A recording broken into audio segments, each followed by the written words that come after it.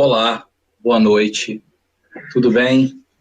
Mais uma vez, estamos com uma alegria muito grande de estarmos reunidos aqui, nessa noite abençoada, para mais alguns momentos de reflexões, de pensamentos, de estudos sobre o momento atual que estamos vivendo e o que a doutrina espírita, o que a vida, o que Deus, nosso Pai, tem a nos ensinar para que nós possamos nos sentir cada vez melhores, cada vez mais fortalecidos perante a vida que nós estamos vivenciando. Então, muito alegre, muito felizes nós estamos com mais essa oportunidade. O tema que nós vamos abordar na noite de hoje, conforme dito, será o tema igualdade, desigualdade e fraternidade. Antes de mais nada, né, eu já quase estava pulando essa parte, eu não me apresentei, o meu nome é Sidney Ferreira, eu sou do CELV, Centro Espírita Luz e Verdade, que é uma instituição que fica localizada em Campo Grande, no Rio de Janeiro, e, como todas as instituições religiosas, se encontra com a sua sede fechada, devido ao atual momento que estamos vivenciando, mas nem por isso deixamos de fazer uso dos recursos tecnológicos que temos à disposição para levar mensagens positivas, mensagens esclarecedoras a todos quantos nós possamos atingir nesse momento. Então, para início do nosso estudo, nós vamos fazer a leitura de uma página do livro Fonte Viva, né, de Francisco Cândido Xavier, pelo Espírito Emmanuel, e, como disse agora há pouco, o tema do nosso estudo da noite de hoje será igualdade, desigualdade e fraternidade. E para a página de abertura, nós escolhemos o ponto número 15 dessa obra do Fonte Viva, que, não por acaso, é intitulada Fraternidade. Então, nós vamos ler essa página que fará a devida abertura ao nosso estudo. Então, a página é intitulada Fraternidade e diz assim: nisto todos conhecerão que sois meus discípulos, se vos amardes uns aos outros. Jesus. João. Desde a vitória de Constantino, que descerrou ao mundo cristão as portas da hegemonia política, temos ensaiado diversas experiências para demonstrar na Terra a nossa condição de discípulos de Jesus. Organizamos concílios célebres, formulando atrevidas conclusões acerca da natureza de Deus e da alma, do universo e da vida. Incentivamos guerras arrasadoras que implantaram a miséria e o temor naqueles que não podiam crer pelo diapasão da nossa fé.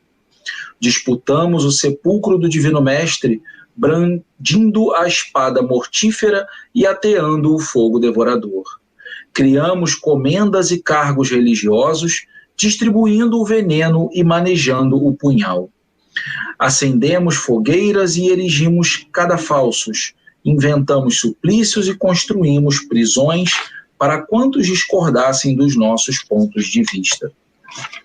Estimulamos insurreições que operaram o embate de irmãos contra irmãos, em nome do Senhor, que testemunhou na cruz o devotamento à humanidade inteira.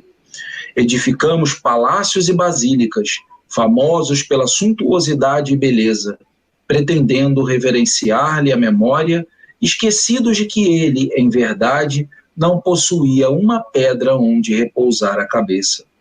E ainda hoje, alimentamos a separação e a discórdia, erguendo trincheiras de incompreensão e animosidade, uns contra os outros, nos variados setores da interpretação. Entretanto, a palavra do Cristo é insofismável. Não nos faremos titulares da Boa Nova simplesmente através das atitudes exteriores.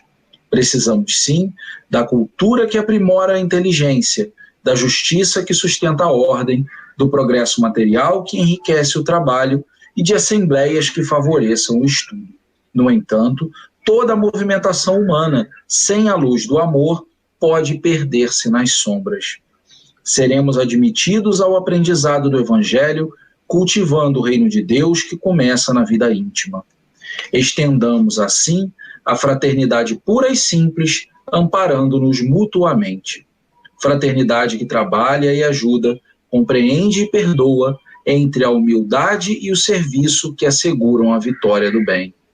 Atendamo-la onde estivermos, recordando a palavra do Senhor, que afirmou com clareza e segurança: nisto todos conhecerão que sois meus discípulos, se vos amardes uns aos outros. Então, meus amigos e minhas amigas, convidamos a todos a um breve recolhimento para realizarmos uma prece de abertura do nosso estudo, dizendo: Senhor Jesus, mestre amigo, mestre de infinito amor e bondade, mais uma vez aqui estamos, rogando a Ti a permissão, o amparo, para que possamos realizar mais um estudo bendito dos Teus ensinamentos, que tanto nos orientam perante os caminhos da vida. Que o Senhor possa continuar nos iluminando os caminhos e que possamos, Senhor, através dos nossos esforços, buscar a transformação necessária para que cada vez mais consigamos entender, interpretar as suas influências para cada um de nós dentro de nossos corações. E assim nos melhorarmos, procurando amar mais o nosso próximo e assim, Senhor, nos melhorando. Muito obrigado mais uma vez, mestre, pela oportunidade. Fica conosco hoje, agora e sempre, e dá-nos licença para iniciar a reunião de estudos da noite de hoje. Que assim seja, graças a Deus. Então, meus irmãos, estamos juntos, né, mais uma vez, como dissemos, felizes pela oportunidade de estarmos aqui estudando. E, como dissemos, o tema da nossa noite de hoje é igualdade, desigualdade e fraternidade. E aí, como nós costumamos fazer, vamos procurar entender esse nosso estudo por partes, né, para que depois, mais lá na frente, a gente venha a compor todas as ideias e assim chegar a um entendimento comum. Então, para começo de conversa, quando nós pensamos em igualdade, né, igualdade, se nós formos buscar na definição humana, né, igualdade pela definição humana, e aí quando nós falamos de definição humana, nós estamos nos referindo ao dicionário mesmo, né?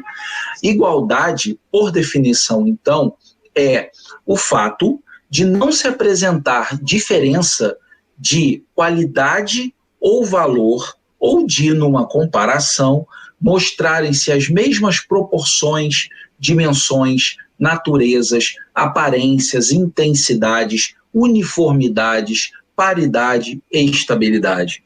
Ou ainda, numa outra definição, é o princípio segundo o qual todos os seres humanos são submetidos à lei e gozam dos mesmos direitos e obrigações. E aí, quando nós pensamos em igualdade, nós vemos esses conceitos, a busca pela aplicação desses conceitos na sociedade, né, numa visão social, racial, cultural, religiosa. Então, se nós pudermos resumir o que seria o conceito, a essência de igualdade, nós podemos entender a igualdade como a ausência de diferenças, né? Então, a igualdade como ausência de diferenças. E se nós pensarmos na igualdade numa visão histórica, né, nós vamos nos remeter a alguns fatos, né, para citar alguns mais relevantes ao longo da história da humanidade. Nós podemos dizer, talvez um dos mais relevantes seja aquele que ficou conhecido como um grande brado da população francesa durante a Revolução que aconteceu naquele país no século XVIII, que é liberdade, igualdade e fraternidade, né? Então nós vimos que essa frase ela veio na época a sintetizar toda a natureza daquela revolução que aconteceu naquele país e que veio também a servir de modelo para muitas outras revoluções que aconteceram em outras partes da Europa e também em outras partes do mundo, não é? Liberdade, igualdade e fraternidade.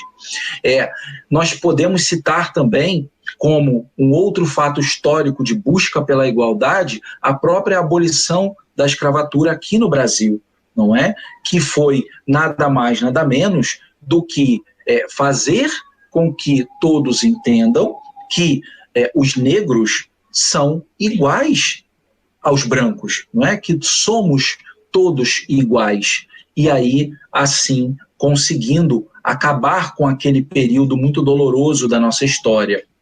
Apesar de que, infelizmente, nós ainda, em determinados momentos, e infelizmente, mais infelizmente ainda, até atuais, nós acabamos vendo esse tipo de situação acontecendo em determinados lugares do mundo e propagando por outros de forma isolada, mas que com as bênçãos de Deus tende a acabar, não é?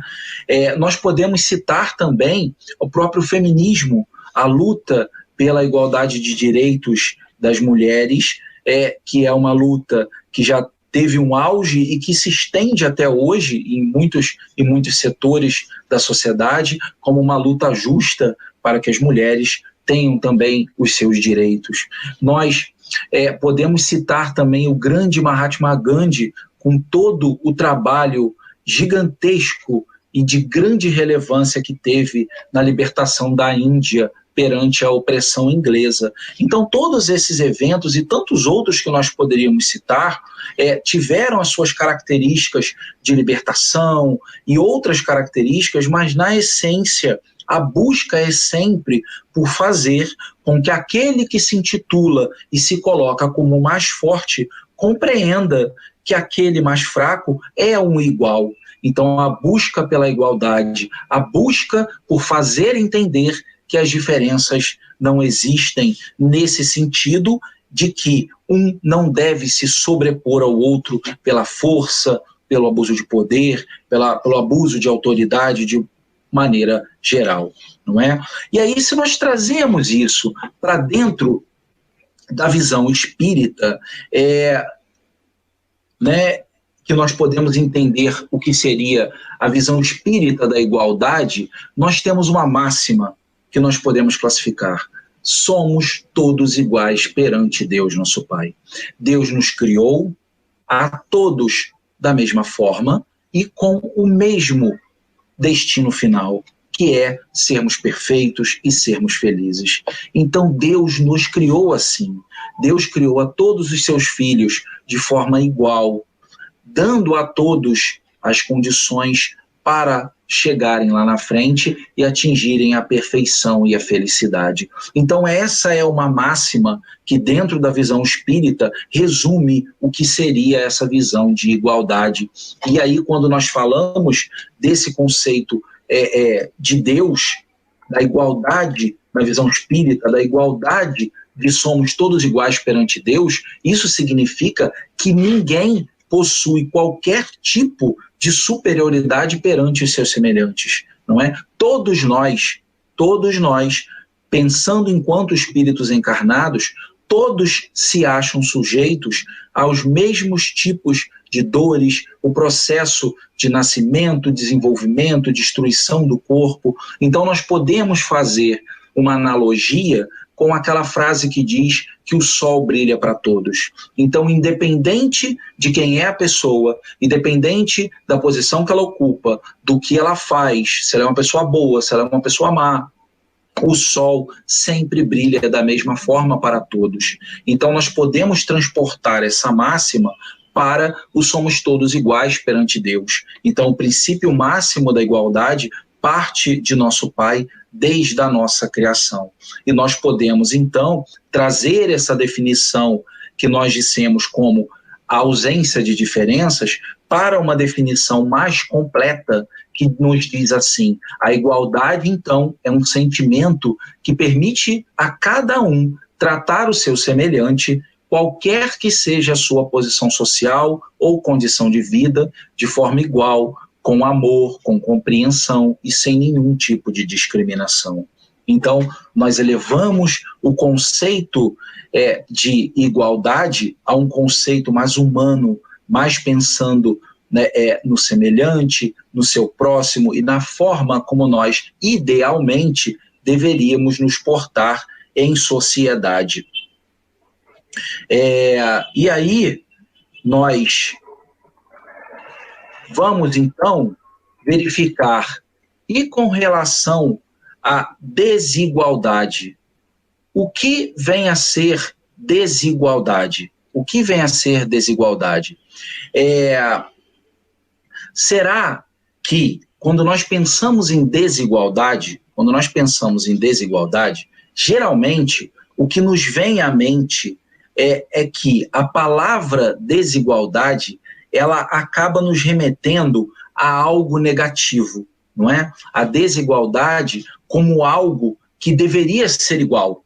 Então, é até de certa forma natural nós pensarmos, quando você imagina a desigualdade como algo que deveria ser igual. Mas será que é isso mesmo? Será que realmente a desigualdade ela é negativa? Ou existe uma interpretação talvez equivocada ou talvez não completa sobre a conotação dessa palavra, desigualdade, né? Se nós pensarmos que a desigualdade seria o oposto da igualdade, ou seja, como dissemos que a igualdade é a ausência de diferenças, a desigualdade, então, é a presença de diferenças. Não é? Então, estamos falando de opostos. Mas será que todas as diferenças são ruins? Será que todas elas são ruins? Todas as diferenças que existem? A resposta para essa pergunta é não. Né? Nem todas as desigualdades que existem no mundo são ruins ou são negativas. E nós vamos entender por quê. Né? A desigualdade, ela não é um problema quando ela é natural.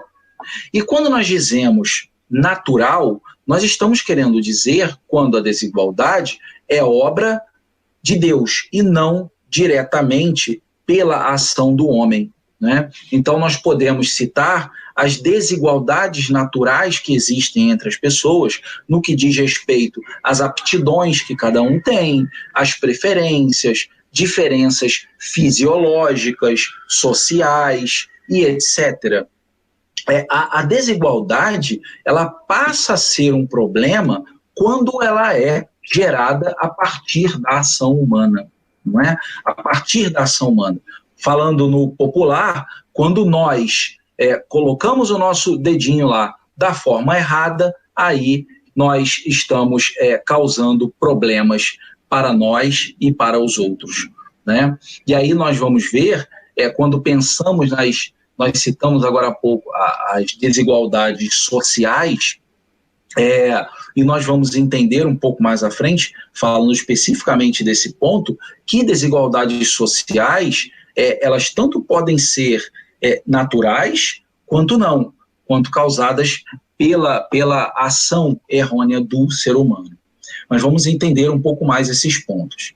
Então, nós destrinchamos, nós dividimos o entendimento sobre desigualdades em desigualdades naturais e aquelas que não seriam naturais.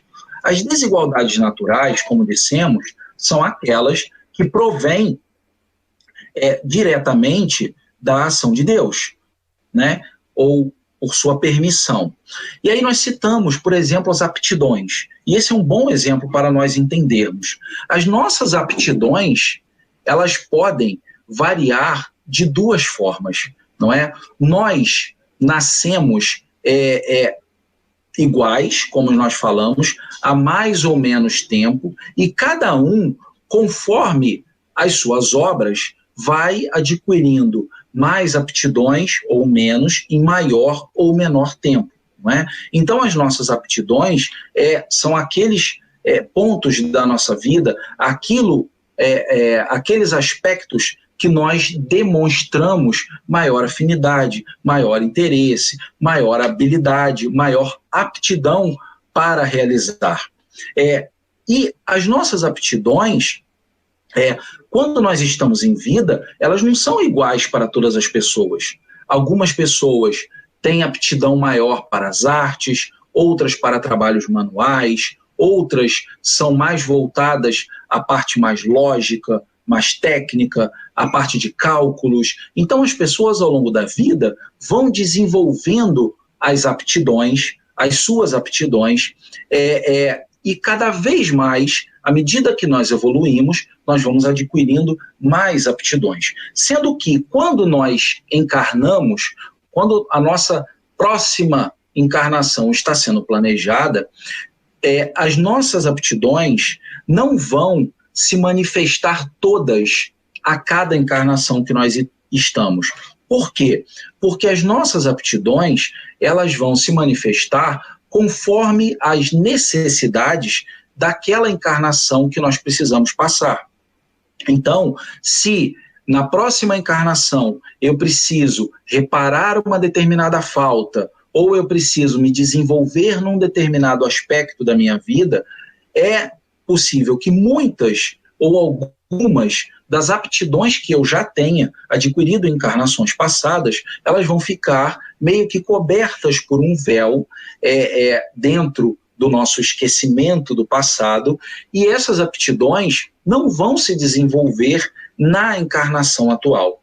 E aí, esse tipo de ajuste pré-encarnação e durante a nossa encarnação, ele é algo plenamente natural, porque, como dissemos, é necessário para que a nossa encarnação transcorra da forma como nós necessitamos. Não é? E, de forma alguma, nós perdemos aquelas aptidões que nós adquirimos. Elas permanecem sendo nossas, e quando nós desencarnarmos e retornarmos ao mundo espiritual, nós retornaremos, angariaremos todas elas novamente, para assim seguirmos a nossa vida. É mais ou menos, se nós fizermos uma analogia, como quando a gente aprende a andar de bicicleta, né? Você aprende lá atrás a andar de bicicleta, mas se no decorrer da sua vida, quando você é criança, né?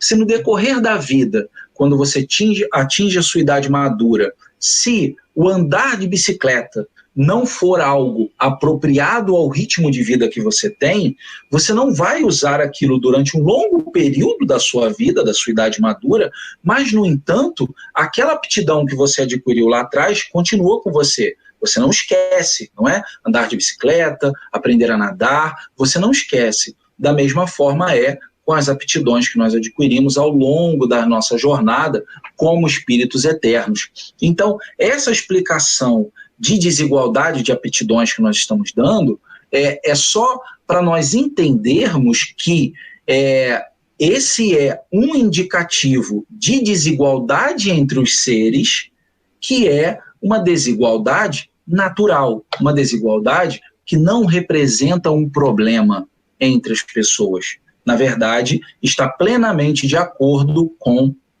as obras de Deus, nosso Pai. Da mesma forma, nós citamos as aptidões, da mesma forma que nós podemos citar as diversas outras diferenças que existem entre as pessoas sociais, diferenças físicas, diferenças fisiológicas de uma maneira geral, que existem entre as pessoas e que vão representando desigualdades, vão representando diferenças, mas que não são indicativos de uma desigualdade que seja de um aspecto negativo. Muito pelo contrário, são, de novo, necessidades que nós temos para o nosso ajustamento, para a nossa evolução, e faz parte do processo natural da vida, de acordo com as leis e sempre com a permissão de Deus, nosso Pai. Agora, quando nós pensamos no outro lado da moeda, que seriam as desigualdades não naturais, aquelas que são obras do ser humano e não de Deus. E essas desigualdades, elas são diretamente relacionadas ao orgulho e ao egoísmo. Então, quando nós falamos dessas desigualdades, nós estamos nos referindo a tudo o que diretamente está sendo provocado pela mão do ser humano. Por exemplo, né, digamos que uma pessoa nasça com uma determinada característica física, né? E essa característica física vale exigir que ela precise de cuidados médicos, por exemplo, né? Compondo o nosso exemplo dessa forma. Então, ela ter nascido com aquela diferença em alguma característica física do seu corpo, que, como falamos, vai representar uma desigualdade perante outros, mas que é uma desigualdade natural, ela nasceu daquela forma porque ela precisava nascer daquela forma. Agora, tudo o que há de vir daí, né, os cuidados que ela precisa e que lhe forem negados, seja por quem for, que deveria ou poderia lhe ajudar naquela prova que ela está passando, constitui um ato de desigualdade não natural, não é? Porque a desigualdade não natural que nós citamos é aquela desigualdade que está mais voltada para o lado da maldade, do orgulho, do egoísmo. É quando nós deixamos de fazer pelo nosso semelhante o que nós poderíamos fazer, e aí isso pode acontecer por N motivos, né? Allan Kardec, lá no Livro dos Espíritos, pergunta aos espíritos assim: que se deve pensar dos que abusam da sua autoridade, impondo aos seus inferiores excessivo trabalho? Isso é uma das piores ações. Todo aquele que tem o poder de mandar é responsável pelo excesso de trabalho que impõe a seus inferiores, porquanto, assim fazendo, transgride a lei de Deus. Veja, estamos dando um exemplo onde uma pessoa que, na encarnação atual, ocupa uma posição onde ela vem a liderar outras pessoas, a estar numa posição de liderança, né, de hierarquia, por conta de uma posição social que ocupe, essa pessoa ela vai ter a escolha, né, a escolha das suas ações sobre a forma como ela vai tratar aqueles que lhe estão abaixo, e aí de novo citando, né, não é uma hierarquia moral, que essa é a que realmente importa na nossa existência, mas uma hierarquia por força da vida social. Então, quando uma pessoa escolhe dessa forma, ela está gerando situações de desigualdade que não poderia e não deveria acontecer, não é?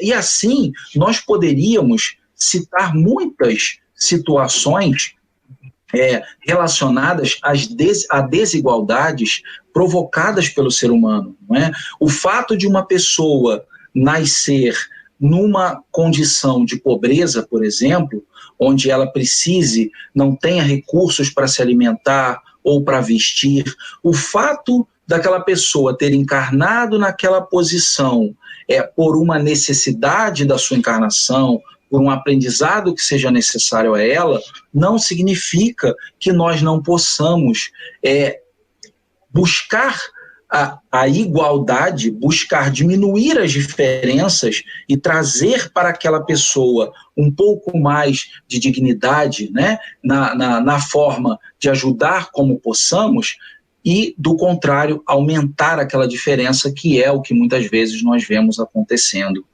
Então, nós vamos percebendo que quando falamos de igualdade e de desigualdade, um dos pontos principais para onde essas duas coisas nos canalizam é para a prática da caridade, não é? A prática da caridade entre os seres visa reduzir o orgulho e o egoísmo que ainda imperam e trazendo todos para um meio comum onde buscamos e buscaremos nos ajudar sempre, não é?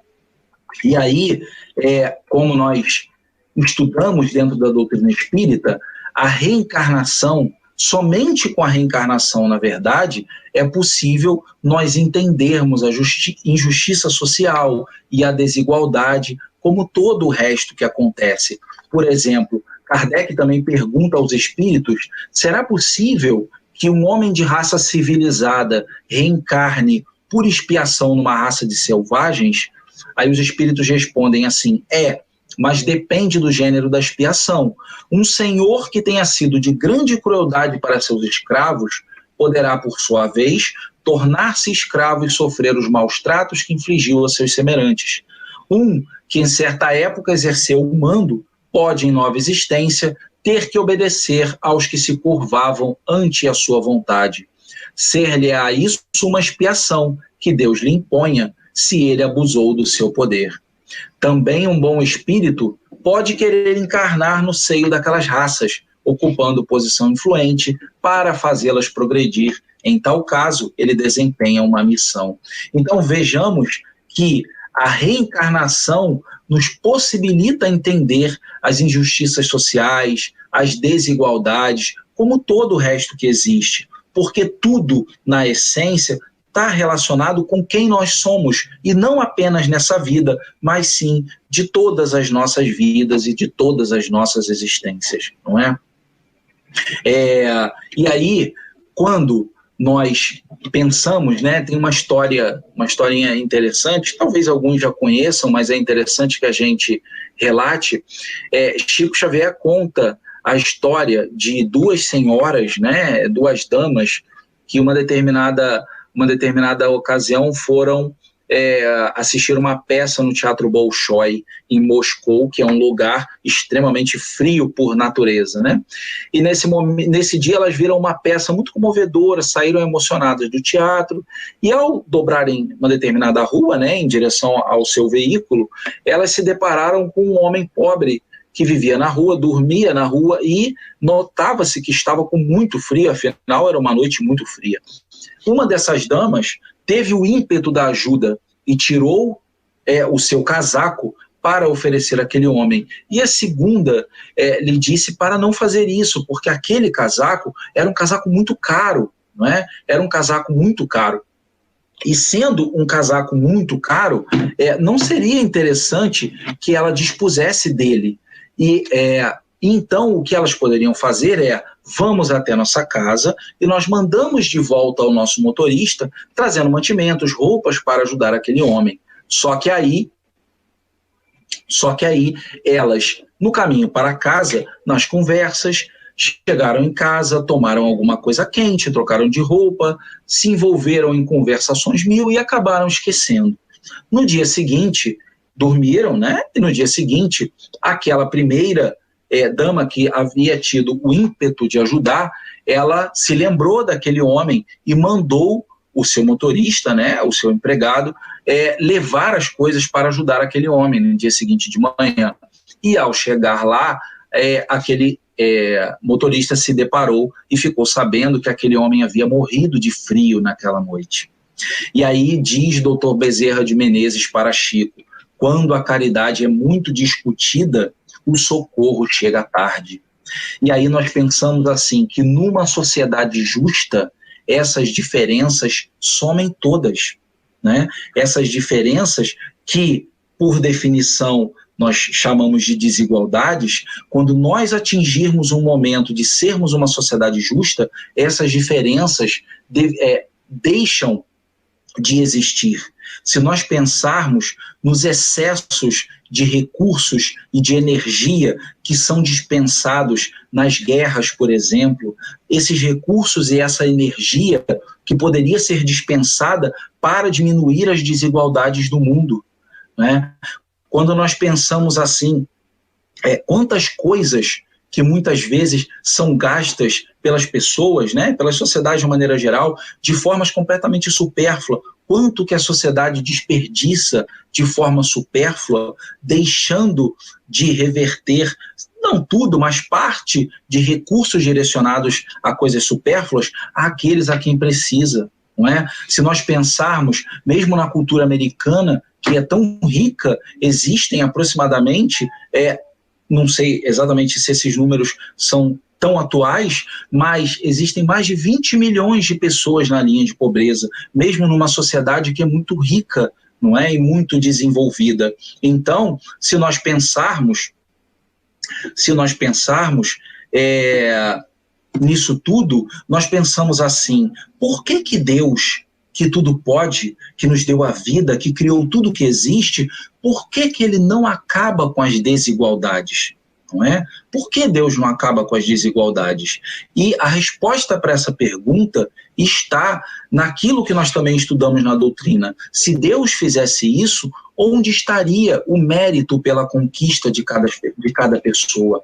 Então nós temos o nosso livre-arbítrio, nós escolhemos, nós erramos, nos ajustamos e assim nós vamos gradativamente transformando as nossas ações de desigualdade cada vez mais em ações de igualdade, nos tornando pessoas mais justas, nos tornando pessoas melhores, não é? E aí é por isso então que Deus não nos criou a todos perfeitos, porque se Ele nos tivesse criado perfeitos, onde estaria o nosso mérito para chegar a essa perfeição? A vida, por si só, entraria num tédio. A vida entraria num tédio porque nós não teríamos por que buscar a melhoria, não é?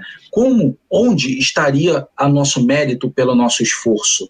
Quando nós nos formamos na universidade, nós nos formamos porque nós atravessamos um longo período onde nos dedicamos a estudar e tivemos o mérito atingido lá na frente, na formatura. Quando entramos na escola, nós não entramos sabendo tudo. Da mesma forma é conosco na vida. E aí, à medida que nós vamos nos melhorando e nos aperfeiçoando, nós vamos chegar lá.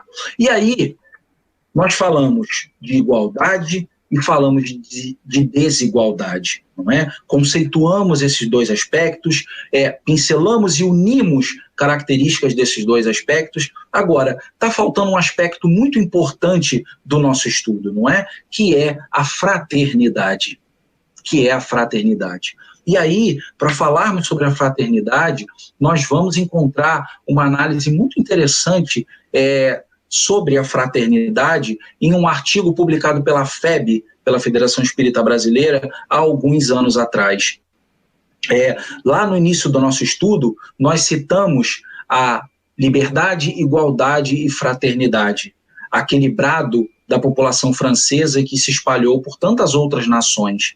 Essas três palavras, liberdade, igualdade e fraternidade, juntas ou separadas, elas são aspirações não só para a vida de cada um de nós, mas também para as organizações sociais dos povos e das nações, por consequência, para toda a humanidade, já que o significado dessas palavras, tanto individual e principalmente juntos, vai elevar a humanidade, se praticadas na sua essência, a um outro nível de vivência e de experiência. Mas se nós pensarmos numa concepção espírita, né, considerando que o amor é o resumo de todos os sentimentos que nós precisamos desenvolver em nós, e que o amor ele está na base do progresso moral da humanidade, a ordem natural dessas palavras poderia ser um pouco alterada para fraternidade, igualdade e liberdade. Não é? É apenas uma inversão de ordem, trazendo a fraternidade para frente, a igualdade em segundo e a liberdade depois. Mas por quê? Por que essa sugestão dessa alteração, dessa mudança de ordem? Por que a fraternidade viria na frente? Porque a fraternidade, ela, por ser o inverso do orgulho e do egoísmo, ela vai ser a geradora da liberdade e da igualdade entre todas as pessoas, não é? O orgulho e o egoísmo ainda são uma das grandes chagas que assola a humanidade e que impede que a humanidade avance cada vez mais. Então, a fraternidade, sendo o oposto do orgulho e do egoísmo, faz com que a liberdade e a igualdade se desenvolvam cada vez mais rápido e faz com que as pessoas compreendam não é? Sendo a fraternidade uma das formas de manifestação do amor ao próximo, ela traz a reboque a caridade no real sentido tal e qual entendia Jesus e que os Espíritos nos explicam como sendo benevolência, indulgência e perdão para com todos. Então, a fraternidade, sendo essa forma de manifestação de amor ao próximo, quando compreendida e exercida na essência, nós, todos os seres humanos, compreenderemos a necessidade da convivência como irmãos que somos, todos filhos do mesmo Pai. Quando nós gradativamente formos internalizando esses conceitos dentro de nós, nós vamos, na consequência, fazendo com que a liberdade e com que a igualdade também se desenvolvam da mesma forma. E aí nós temos uma conclusão, não é? Não ainda a conclusão do nosso estudo, a que nós chegamos, que a liberdade e a igualdade, no verdadeiro sentido dessas palavras, na vida social de todos nós, dependem da conquista da fraternidade e da sua vivência, não é? E essas conclusões nos levam ao pensamento, a um entendimento da grande necessidade de reeducação moral da humanidade, para que, e só com essa reeducação moral, essa transformação moral da humanidade, e quando nós falamos de humanidade, nós estamos incluídos nela, a transformação da humanidade vai ser composta pela transformação de cada um dos que a compõem. Através dessa transformação, nós teremos condições de nos elevarmos ao status de viver em um mundo de regeneração, não é? Nesse processo de transformação que nós estamos vivenciando na Terra e que é decorrência da lei do progresso, sendo essa uma das leis de Deus nosso Pai.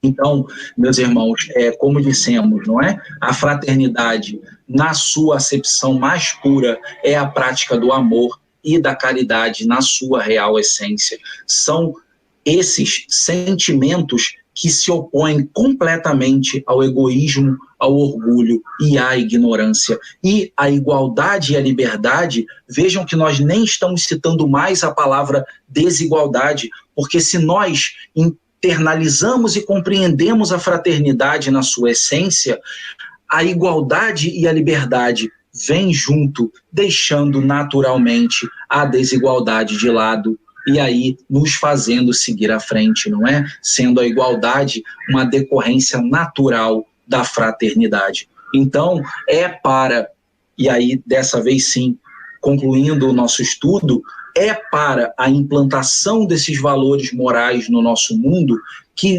Jesus deixou para nós as suas lições e os seus exemplos, e quando esteve entre nós, prometeu o Consolador prometido, que já está entre nós há 160 anos, sendo esse a doutrina espírita bendita, codificada por Allan Kardec, que nos traz essas elucidações e tantas outras reflexões acerca da nossa vida encarnada, nossa vida enquanto espíritos eternos. Então, meus irmãos, eu agradeço muito pela presença de todos, pela atenção de todos. Gostaria de citar a presença dos companheiros do Centro Espírita Discípulos de Jesus. Muito obrigado pela presença de vocês. Aos amigos queridos da ACEBEM, que é a Associação Espírita Bezerra de Menezes, o Grupo Espírita Amadeu Ferretti, o GEAF, nosso querido GEAF, também acompanhando, a ACEB, Associação Cristã Espírita Beneficente, também está conosco, Centro Espírita Isaac Lima, Núcleo Espírita Leon Denis, Centro Espírita Gregório Estevão, todos acompanhando, e também a todos os que individualmente, sem citar as casas a que pertencem, ou até se não pertencerem a casa nenhuma, são todos muito bem-vindos a estarem acompanhando esses estudos e essas reflexões conosco. Nós gostaríamos apenas de deixar um lembrete de que logo após todas essas nossas transmissões, logo após as nossas transmissões, no nossa casa, no CELV, nós temos um grupo de iniciação ao Espiritismo. Esse grupo de iniciação estuda conceitos da doutrina espírita, não é? Para quem está se iniciando nos estudos, ou até para quem já estuda e deseja estar convivendo com os irmãos, trocando ideias e dando a oportunidade de ajudar. Então, esse grupo de iniciação, ele se inicia logo após a nossa palestra. E lá no site do CELV, no www.celv.org.br,